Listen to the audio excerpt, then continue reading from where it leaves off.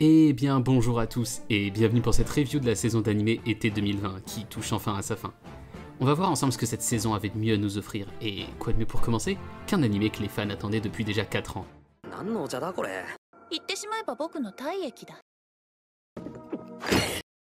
Ouais, j'aurais fait pareil.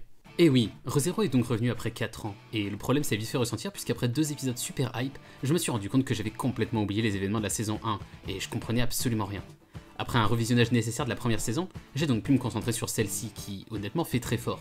Le développement de l'univers et l'évolution des personnages sont au centre de cette saison, et elle m'a vraiment agréablement surpris. Un des problèmes de la saison 1 pour beaucoup de monde, c'était la personnalité de Subaru qui pouvait être parfois légèrement gênante.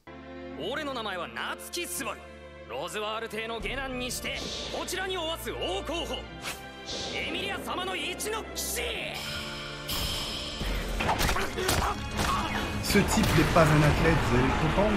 Mais depuis son évolution, le tout est vraiment devenu plus agréable à regarder. Et mon avis n'est pas du tout influencé par le fait qu'il y ait de nouvelles waifus top tier. Il faut le savoir, voilà. Bon, puisqu'on parle de waifu, quoi de mieux que d'enchaîner avec le harem de la saison. D'un côté, un protagoniste qui est aussi viril qu'une serpillière, de l'autre, une waifu parfaite. On rajoute une meuf complètement détestable pour pimenter le tout, et on obtient une plutôt bonne comédie qui a réussi à faire pas mal parler d'elle ces dernières semaines. Le fait que l'anime soit plutôt clairvoyant sur les clichés du genre aide à le rendre assez intéressant et crée des situations particulièrement drôles. Le personnage principal semble aussi avoir droit à une évolution plus tard dans l'œuvre, donc il y a moyen que ça devienne plutôt sympa. Ah, et puis le character design magnifique permet de nous offrir du merveilleux fanservice, de quoi satisfaire tous les publics. Une autre surprise de la saison a été Decadence. Bien que les 2 premiers épisodes aient pu me laisser dubitatif, l'histoire commence vraiment à se développer après le 3ème, et on a droit à un scénario plutôt original dans sa forme. En gros, le monde dans lequel on pensait évoluer se révèle dès l'épisode 2 comme étant en réalité un jeu vidéo créé pour des espèces de robots qui seraient les survivants de notre planète après que celle-ci soit devenue inhabitée à cause de la pollution. Après, je précise bien que c'est original sur la forme, parce que dans le fond c'est une histoire assez basique sur 2 personnages très différents qui vont se rencontrer et évoluer l'un grâce à l'autre, pour au final se battre pour changer le système en place. A part ça, les combats en apesanteur sont bien animés, et pourront rappeler à certains les combats de Shingeki no Kyojin.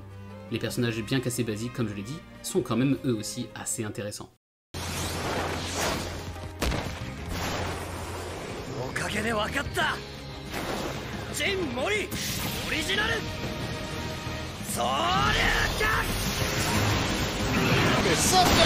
Un dragon géant vient de surgir de la toupie. The God of High School a aussi été un point important de cette saison, et est venu confirmer mes craintes sur l'avenir des webtoons.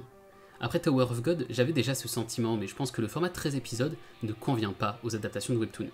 Je n'arrive pas trop à savoir pourquoi, peut-être que c'est le format des webtoons qui a un rythme différent, ou peut-être que c'est juste qu'ils sont plus longs à démarrer et deviennent réellement intéressants que plus tard. Ce qui est sûr, c'est que le format 13 épisodes ne marche pas. Quand on regarde les 2 que nous avons eu jusqu'à présent, ils semblent souffrir du même problème, et c'est bien sûr celui du rythme, et des éléments ignorés pour gagner du temps. Quand on regarde God of High School, on a vraiment l'impression de regarder un animé habituel en vitesse x3 tellement ça va vite. Je suis allé lire le webtoon de base pour confirmer, et certes il est lui aussi assez rapide, mais pas à ce point. Comme Tower of God qui a adapté 75 chapitres en 13 épisodes, God of High School veut aussi aller un peu vite pour atteindre un certain point de l'œuvre le plus rapidement possible. Mais cela oblige le studio à modifier certaines parties de l'histoire pour aller plus vite. Je pense que pour ce genre d'œuvre, il faudrait les confier à un studio comme la Toei ou le studio Pierrot, qui savent faire des animés sur la durée et sortir ainsi 48 à 60 épisodes d'affilée par exemple, comme ça a pu être le cas avec World Trigger ou Twin Star Exorcist par exemple. Mais bon, je me doute qu'il s'agissait là d'un test des éditeurs pour voir si les séries allaient fonctionner, et qu'ils ne pouvaient donc pas se permettre de commander de tels nombres d'épisodes d'un coup. Enfin bon, vu la réussite des animés pour l'instant, je pense qu'on peut espérer que ça puisse être le cas à l'avenir. Tiens, il y a la suite de SAO cette saison. Allons voir ce que ça donne.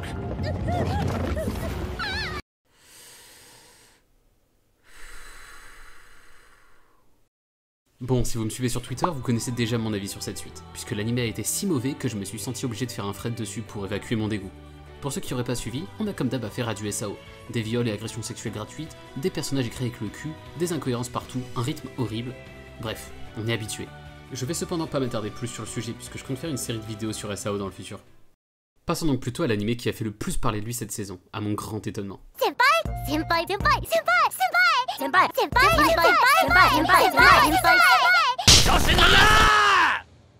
Bon, on va direct aborder le sujet de la controverse. Uzaki-chan serait, selon certains, un animé pédophile, car Uzaki aurait la taille d'une enfant. Oui, vous m'avez bien entendu. Les plus taquins d'entre vous pourraient vouloir expliquer que c'est faux, que des femmes avec exactement les mêmes proportions existent, que de toute manière un pédophile est intéressé par les enfants, donc manifestement pas des seins de la taille d'une pastèque, ou encore que Usagi est une étudiante à l'université. Mais ce serait là utiliser le bon sens, et manifestement, c'est une arme qui ne marche pas sur ces gens-là. Je rajouterais juste que c'est quand même assez cocasse que ça soit Usagi, littéralement un des seuls persos d'anime qui va à l'université, un des persos qui ressemble le moins à une loli, qui est au centre de cette controverse. Je sais pas, ça aurait pu être fait autour de Fate Calais, de Hero Manga Sensei, ou de littéralement n'importe lequel des ecchi qui se déroulent au lycée. Mais non, fallait que ça soit Usagi. Bref. On enchaîne donc tout de suite avec Oregairu saison 3, qui, comme pour Re:Zero, m'a pas mal perturbé au début. La saison commence directement avec la suite du drama de la saison 2, et autant dire qu'avec 5 ans d'écart entre les deux saisons, un petit résumé en début d'épisode aurait vraiment pas été de trop. À part ce léger désagrément, la saison reste sur le même ton que d'habitude, donc pas de grande nouveauté, manifestement les fans seront satisfaits. Appale Landman a su tenir ses promesses en nous offrant une folle course de voiture à travers les États-Unis. On n'a rien d'exceptionnel ici, mais les personnages sont suffisamment développés, le style graphique et les OST sont plutôt sympas, et le scénario qui prend place dans le contexte plutôt original des US en plein air industriel rend le tout plutôt agréable à visionner.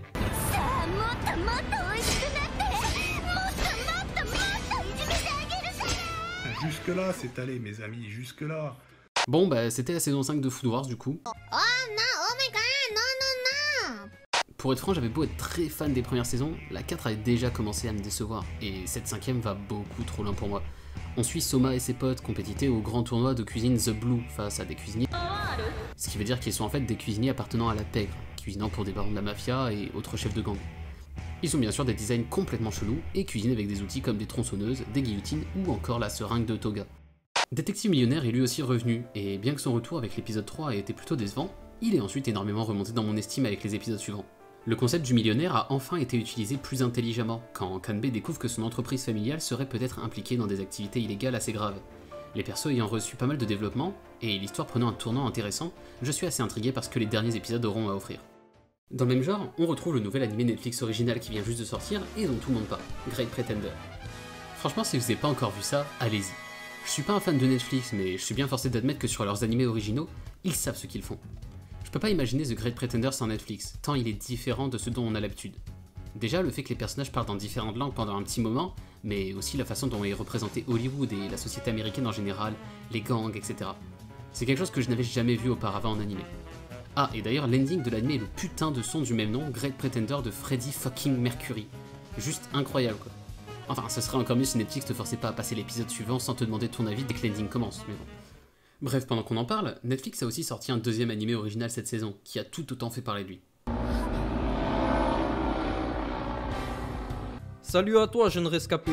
Savais-tu que dans cette situation, approximativement 474% des gens rêvent d'être accompagnés par un youtubeur? Donc qu'est-ce que tu préfères? Faire pitié et rester seul avec ta mère et ta soeur? Ou venir avec moi et acquérir ce genre de véhicule haut de gamme? Moi je pense que la question elle est vite répondue. Après avoir découvert ça, j'en avais directement parlé sur Twitter et dans la vidéo W4 en début de saison car il semblait extrêmement prometteur. Réalisé par Masaaki Iwasa, l'anime avait un immense potentiel après ses 2 premiers épisodes, mais il a malheureusement échoué lamentablement vers le milieu de l'œuvre avec l'arc de la secte en s'éloignant de tout ce qui le rendait intéressant à la base. Bon, je suis un peu méchant, ça reste quand même un animé unique et très original, donc rien que pour ça, ça vaut le coup d'aller le voir.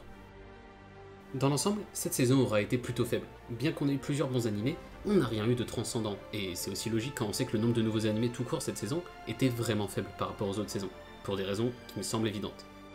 On peut cependant espérer un peu mieux pour la saison prochaine, qui annonce du très très lourd, donc on se reverra à ce moment-là. D'ici là, portez-vous bien, et continuez à mater un maximum d'animes.